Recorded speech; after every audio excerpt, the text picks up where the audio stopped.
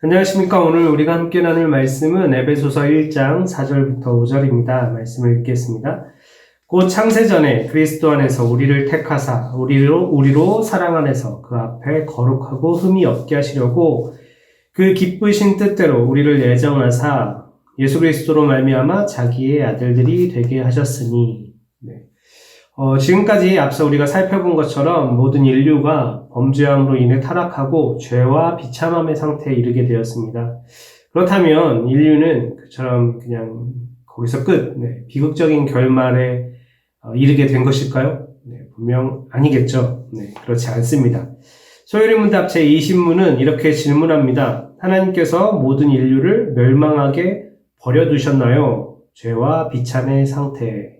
하나님께서 모든 인류를 그 죄와 비참의 상태에 버려두셔서 멸망에 이르게 하셨는가? 멸망에 이르도록 그냥 내버려 두셨는가? 그렇게 질문하는 거죠. 어쩌면 마땅한 질문이겠죠. 우리가 그런 정말 끔찍하고 그런 비참한 상태에 놓여있다.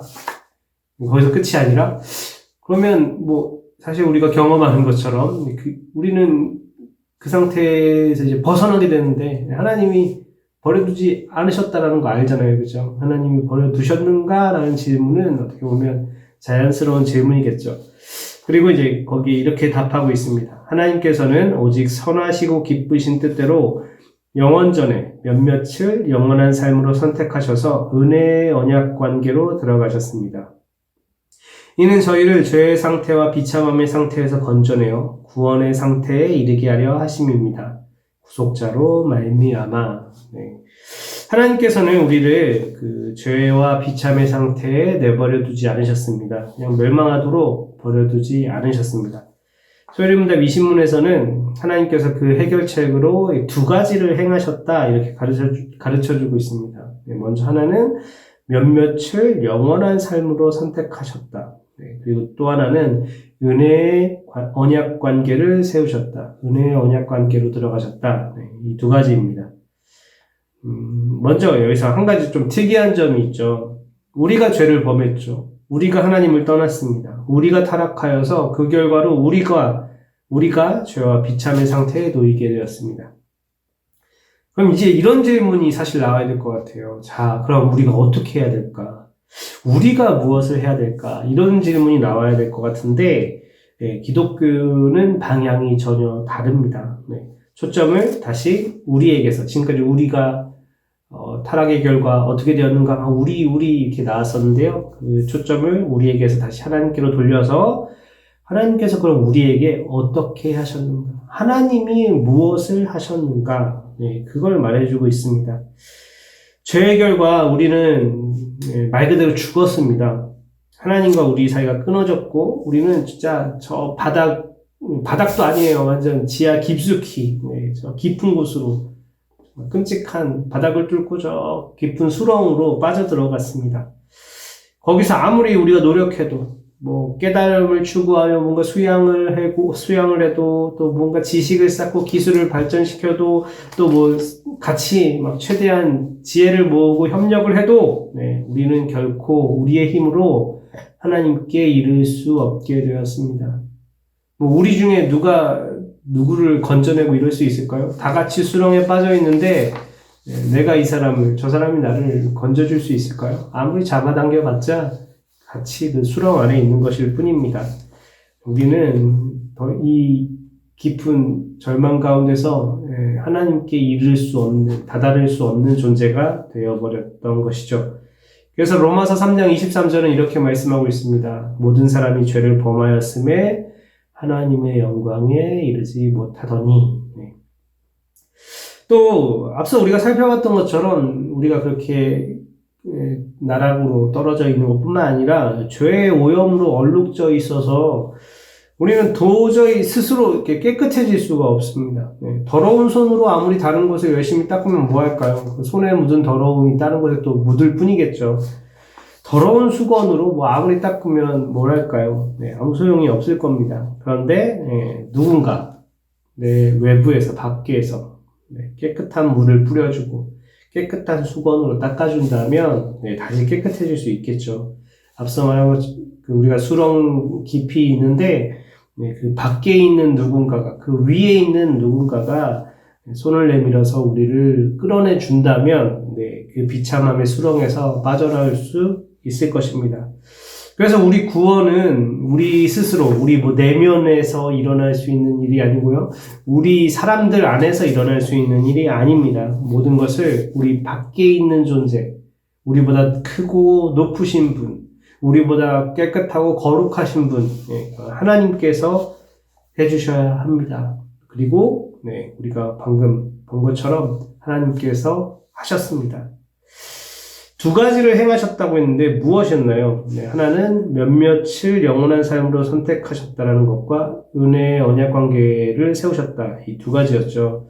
이 두 가지 자세히 살펴보기 전에 먼저 그 목적이 무엇이었는지, 목적이 무엇인지 볼게요. 이 신문 답에 다시 목적을 보면 이는 저희를 죄의 상태와 비참함의 상태에서 건져내어 구원의 상태에 이르게 하려 하심입니다. 이 하나님께서 행하신 것의 목적은 우리를 죄와 비참함의 상태에서 건져내셔서 구원의 상태에 이르게 하는 것이라고 합니다. 여기서 이제 우리가 생각해 볼 것, 구원이라는 게 뭘까요? 구원이라는 것이 어떤 상태에서 어떤 상태로, 우리가 어디에서 어디로 바뀌는 것일까? 방금 우리 소연입니다 본 것처럼, 죄와 비참함의 상태에서 구원의 상태로 이르게 하신 것. 이걸 다른 말로 하면 죽음에서 생명으로 이르게 하신 것을 말합니다. 요한복음 5장 24절에 이렇게 말씀합니다. 내가 진실로 진실로 너희에게 이르노니 내 말을 듣고 또 나 보내신 이를 믿는 자는 영생을 얻었고 심판에 이르지 아니하나니 사망에서 생명으로 옮겼느니라. 원래 처음 지음받았던 아담과 하와가 그 죄를 범하기 전의 상태, 그런 원래의 상태로의 원상복구가 아닙니다. 그 정도가 아닙니다. 구원이라는 것은 그렇게 우리를 맨 처음 상태로 이렇게 다시 리셋시키는 거, 그런 게 아닙니다. 12문에서 하나님께서 처음 사람을 지으시고 그들과 생명의 언약을 맺었다라고 했습니다. 완전한 순종을 조건으로요. 그죠? 그렇게 해서 생명의 언약에 완전한 순종을 했을 때 영생을 얻게 된다. 이렇게 우리가 배웠죠. 그런데 이 구원이라는 것은 바로 그 생명, 그 영원한 생명, 영생에 이르게 하는 것이라는 겁니다. 우리를 그러니까 처음 지음받은 그 아담의 하와의 상태, 원래 상태로 돌려놓는 것이 아니라 그들이 완전한 순종을 행하여 얻게 될 영원한 생명의 상태까지 이르게 하신다는 거죠.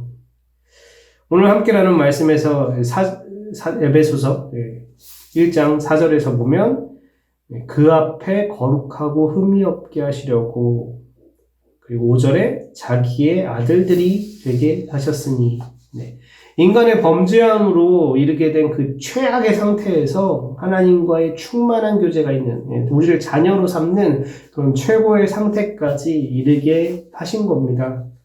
어떻게 이런 일이 가능할까요? 마지막에 소리입니다. 이 신문 답에 맨 마지막 줄에 한마디 딱 붙여놓은 게 있었죠. 누가 어떻게 그 일을 가능하게 하시는가? 구속자로 말미암아. 이제 뒤에 21문부터는 바로 그 구속자가 누구이신지, 그 구속자가 어떤 분이시고 우리를 위해 어떤 일을 행하셨는지, 왜 우리가 그 리셋, 그러니까 원래 처음 아담 상태로 돌아가는 정도로 그치는 게 아니라 왜 우리가 어떻게 그 영생의 상태에 이르게 되었는가, 그 구속자 덕분이죠. 그것에 대해 이제 앞으로 배우게 될 것입니다. 오늘은 여기까지. 오늘 이제 나눈 말씀 속에서도 우리가 정말 감사할 제목들이 참 많은 것 같습니다. 죄와 비참함의 상태에 빠져서 도무지 스스로를 구원할 수 없는 우리를 하나님께서 멸망하도록 버려두지 않으시고 구원에 이르게 하셨습니다. 하나님께서 하셨습니다. 이게 정말 감사의 제목이죠. 또 우리를 다시 원상복구시켜서 처음 아담과 하와는 어떤 상태에 놓여 있었나요? 순종하느냐, 불순종하느냐. 어떻게 보면 시험대에 놓여 있는 건데, 우리를 다시 원상복구시켜서 그렇게 시험대에 두지 않으시고요. 우리로 영원한 생명에 이르게 하셨습니다. 그게 우리가 받은 그 놀라운 구원입니다. 이 또한 다시 말씀드리지만 구속자를 통해 하나님께서 하셨습니다. 우리가 종종 신앙생활하면서 이런 생각을 할 때가 있는 것 같아요.